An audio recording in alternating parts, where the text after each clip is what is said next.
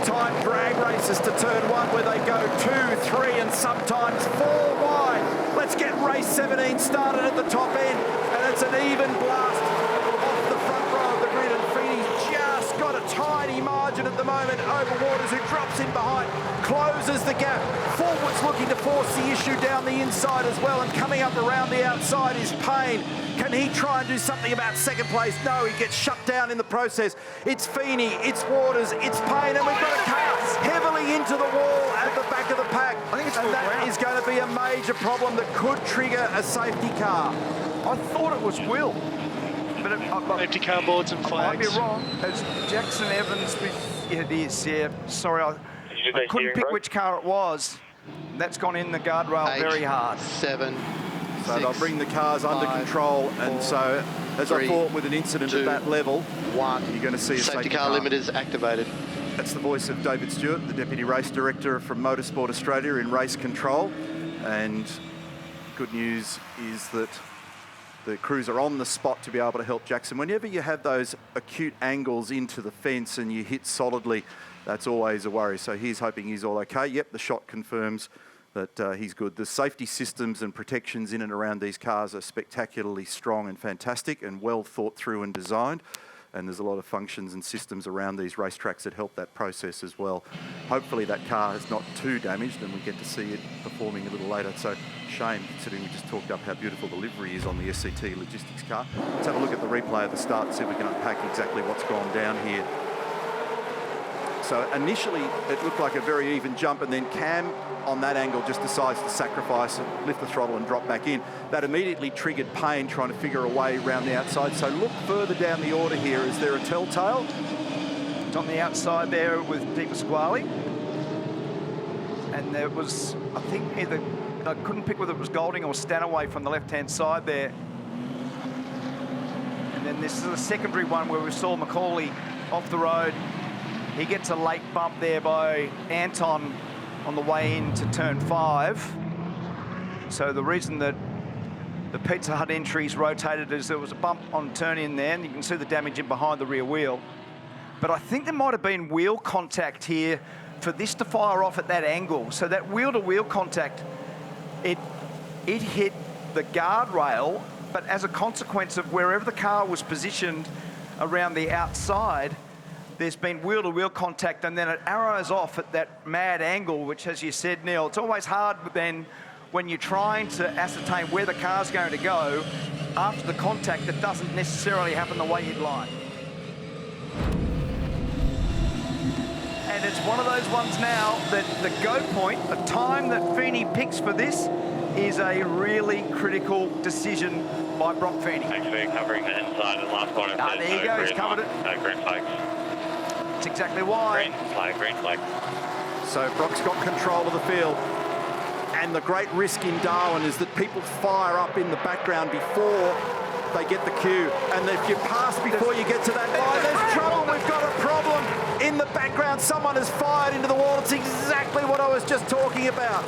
So we've got LeBrock in the wall down here. And what happens is people start to make a move in that wheel. Errant wheel blazing down to turn 1. They go before they get to that control line. So a lot of anger on the radio in the background. We apologise for any of the language, and we've got more trouble at turn 5, and so Forward cops one down there, and we've got a safety car for the second time in this race. 9. Chaos in Darwin. Seriously, 5. that crashing 4, on a straight 3, is completely ridiculous. And 1. It's all predicated Must be on activated. not understanding that you can't overtake before the control line. So you've got guys braking on the straight. Ryan Wood was the other car there. On the inside. You can't do that. Everyone should be accelerating at that point. Have a look at the damage on Stanaway's car. So left rear corner's got a shark bite on car number 62. Here it is again. So the leaders are doing their thing. The trouble is further down the pack when they start to scramble and people are passing, and then there's a checkup. Someone's had to brake. That's what's happened. Yeah. because they're going to pass a car before the control line, which is what the restriction is. But someone's actually had to put their foot on the brake on the main straight, and that causes all the legacy effects that you've just seen. Have a look at the damage on Jack Le Broc's car now. I reckon it comes from in Stanaway land there with Jack Le Broc. That's what's happened there, and Will Brown was so lucky to avoid that. He was 5 wide. They were 5 wide at that point. Let's have a look at Will's viewpoint. See, the control line, we haven't got to it yet. So contact on the front straight before they actually got there. And then trying to sort yourself beyond it.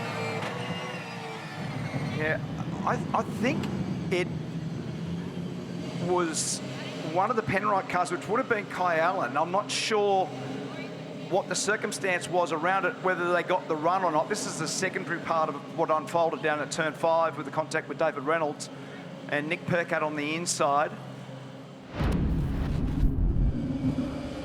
So we're about to have our restart, and the field's controlled again by Brock Feeney. We're about to complete lap number 11, and we've barely seen any racing. Got to go green now. Yep, it has. So Brock's got control of the field. He covered down the left-hand side last time. It's a more traditional line exit for him on this occasion. As we see the green and away he goes. He's got a little margin over Cam Waters as he plucks gears on the run down the front straight. Feeney, Waters, Payne, Kostecki, Courtney, 1 to 5. Payne having a sneak look down the inside at 1, but there wasn't a big enough gap. Remember, the tyres have cooled out, and up the inside comes Kostecki. He forces the issue and makes that positive move up into position number 3. He pounces and makes a good one. He was on the podium here last year, Brodie Kostecki. It's a place that meets his eye. The right-hander at turn 5 that twice today has caused some trauma as they make their way up into the valley now with the diminished field with Stanaway, Wood, Le Broc and Evans all out of business in this race. Payne did that to himself because he had a cheeky dive down the inside of Cam Waters and ended up overrunning the entry of the corner slightly, and that, as he ran a little wide, was capitalised by Kostecki immediately.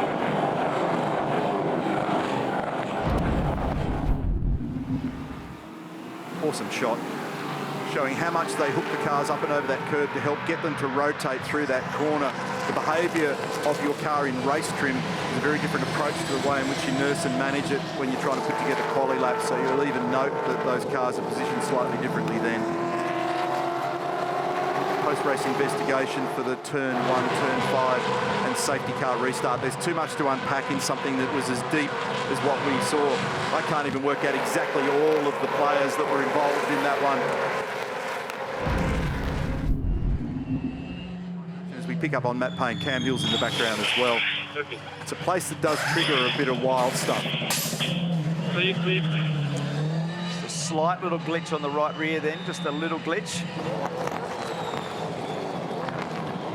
So Brock Feeney at the moment's got a 3/4 second margin over Cam Waters. Are they going to flinch at Tickford? We'll find out soon.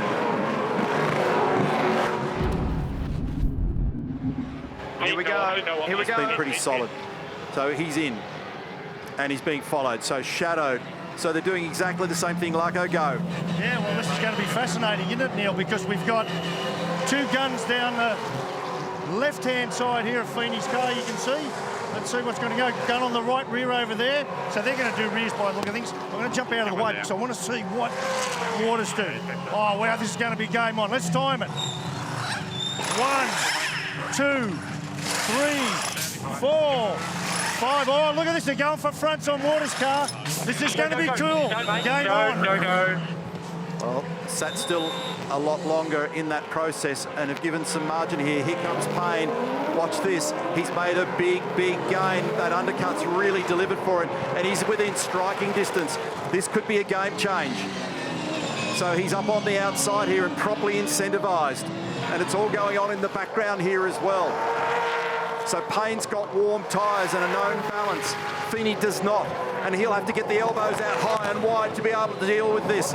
So Payne starts to look high and wide. Brock's wrestling a lack of grip through the right-hander at turn 5, but he's got a 1.5 tons on his side to block the possibility of someone sneaking underneath him.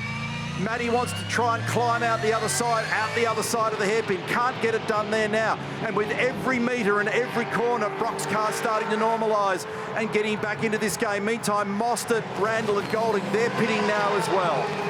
Nice racecraft there by Brock Feeney to hold him off. Matt Payne, ultra aggressive. That's the benefit of the undercut. That's what we've been talking about the whole time. And what's it do now when you look backwards in the field for where Cam Waters is with a 4-tyre change policy? Watch and see whether he dives to the right here. And he does, nicely.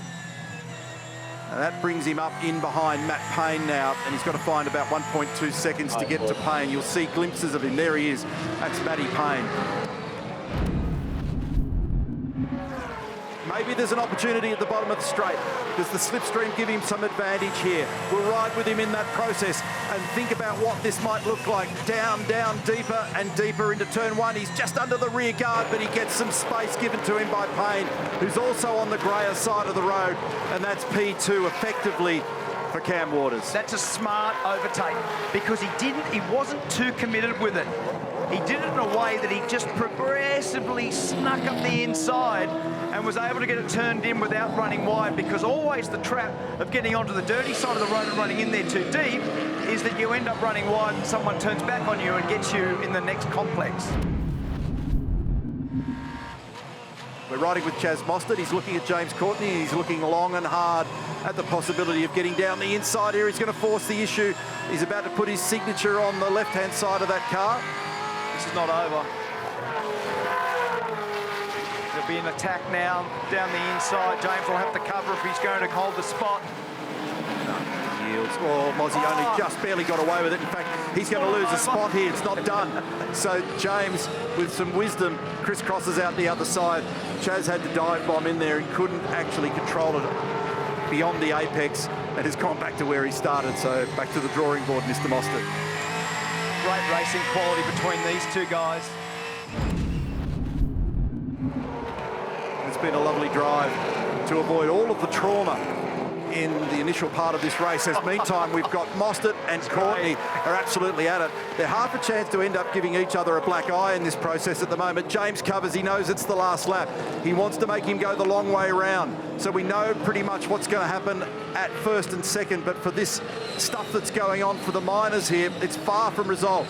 Mostert up high into the hairpin, looking for the undercut, puts him on the wrong side for the right-hander though at turn 7.